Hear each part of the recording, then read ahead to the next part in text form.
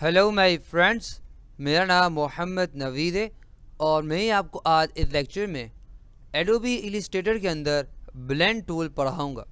ये आप देख सकते हैं कि हमारे पास जो आई ड्रॉपर है उसके बराबर भी हमारे पास ब्लेंड टूल है। ये ब्लेंड क्या करता है, यानी कि ब्लेंड करते हैं, यानी कि अगर मिसाल हम लें कि अगर आप ब्लेंडर लेते हैं, यानी कि एक जो आप मशीन देखी होगी जिसके अंदर लोग मसाले और डेफिनेट सब पीसे होते हैं, वो ब्लेंड करता है ना, में मिला जाता है।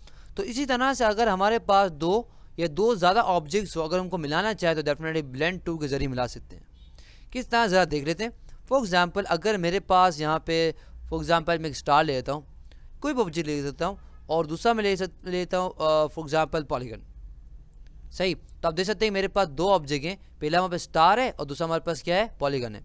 तो सबसे पहले सेलेक्ट कर लेते हैं स्टार को और उसके बाद हम क्या करते हैं, इसको कलर देते हैं ताकि हमें नज़र तो आए, और हम क्या करें यहाँ पे पॉलीगन को भी कलर देते हैं ताकि हमें नज़र आ जाए कि भाई यहाँ है। तो दो ऑब्जेक्ट है हमारे पास। अब मैं क्या करूँगा, यहाँ पे टूल बॉक्स में आऊँगा और ब्लेंड टूल पे क्लिक करूँगा। ब्लेंड टूल खुद कह रहा है कि हाँ मैं खुद ब्लेंड टूल हूँ, तो मैं क्या करूँगा, क्लिक करूँगा। उसके बाद एक बार यहाँ क्लिक करूँगा और दूसरी बार मैं यहाँ क्लिक करूँगा। तो आप देख सकते हैं कि दोनों ने क्या करते हैं, एक साथ एक दूसरे को मिला लिया। समझ आया आपको? तो बेसिकली दोनों क्या हो गए, एक साथ मिल गए।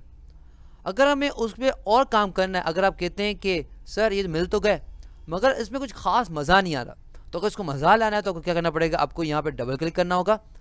और जैसे आप डबल क्लिक करेंगे आपके पास ब्लेंड के ऑप्शंस खुल जाएंगे।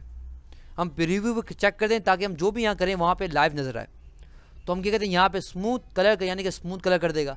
स्पेसिफाई स्टेप्स, यानी कि मैं कहूँ कितने स्टेप फॉलो करो। तो अगर मैं कहूँ कि सिर्फ और सिर्फ यहाँ से एक स्टार से लेकर पॉलीगन तक आप क्या करो, सिर्फ और सिर्फ 15 स्टेप करो।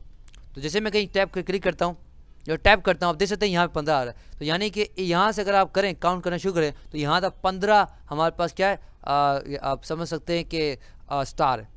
अगर मैं कहूँ, अगर इसको मैं कहूँ सिर्फ 10, तो आपको अच्छे तरीके और नज़र आ जाएगा बेसिकली किस तरह ब्लेंड किया हुआ है इसने। तो आप देख सकते हैं, देख रहे हैं, तो बेसिकली क्या इसका मिल रहा है। अगर मैं कहूँ सिर्फ 5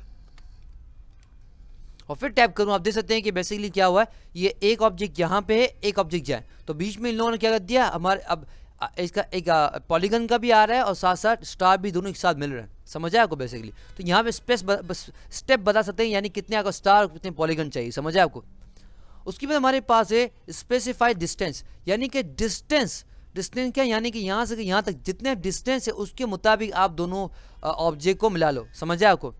अच्छा, इसके साथ साथ अगर हम ओके कर देते हैं तो हम अगर हम चाहें तो अगर पेन टूल का इस्तेमाल करें हम लोग, तो अगर पेन टूल यहाँ पे क्लिक करते हैं और डेफिनेट पेन टूल लगा दिया हमने, डायरेक्ट क्लिक कर दिया, और हम डायरेक्ट सिलेक्शन टूल की मदद से अगर हम चाहें डेफिनेटली इसको भी ये भी, यानी कि अगर आप देख रहे हैं सीधा आ रहा है ना, तो हम चाहें स्टाइल भी लगा सकते हैं। पेन टूल जाएंगे और यहाँ क्लिक करते हैं हम लोग और यहाँ पे क्लिक करते हैं। सही, तो अब हम क्या कहते हैं, यहाँ पे डायरेक्ट सिलेक्शन टूल का इस्तेमाल करते हुए हम इसको क्या कहते हैं, इस तरह लेके जाते हैं। तो अब इस लाने के लिए हमें क्या करना पड़ेगा, यहाँ पे थोड़ा सा जूम करना पड़ेगा ताकि आपको भी नज़र आए, मुझे भी नज़र आए।